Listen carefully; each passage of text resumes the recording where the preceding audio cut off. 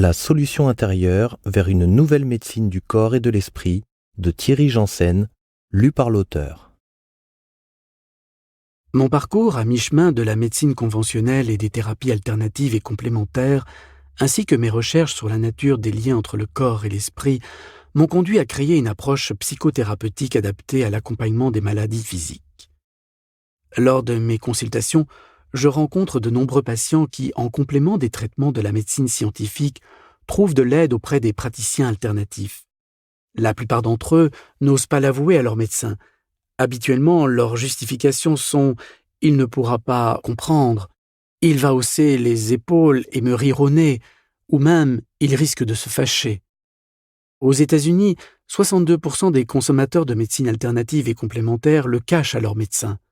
Au Japon, ils sont 79%. On doit sans doute le regretter car, 400 ans avant notre ère, Hippocrate insistait déjà sur l'importance d'une relation de confiance entre le médecin et son patient, élément essentiel dans le processus de la guérison. Le grand danger de ce manque de communication est qu'il laisse la porte ouverte à toute une série de charlatans.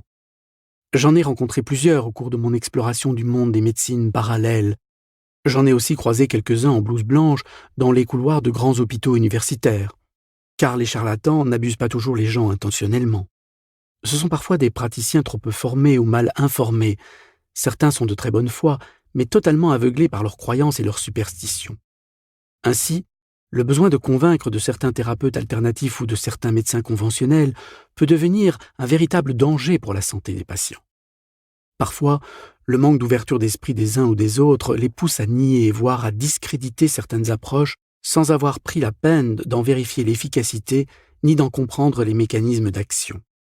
C'est dommage, car leur ignorance entretient des croyances qui empêchent l'ouverture d'un débat objectif susceptible de faire évoluer la science et de répondre aux inquiétudes des patients.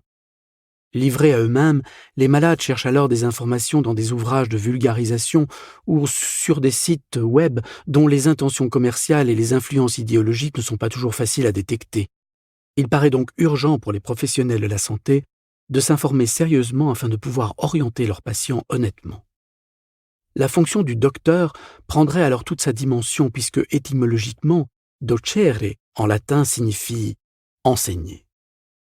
De toute évidence, les malades souhaitent recevoir des conseils éclairés de la part de leur médecin conventionnel.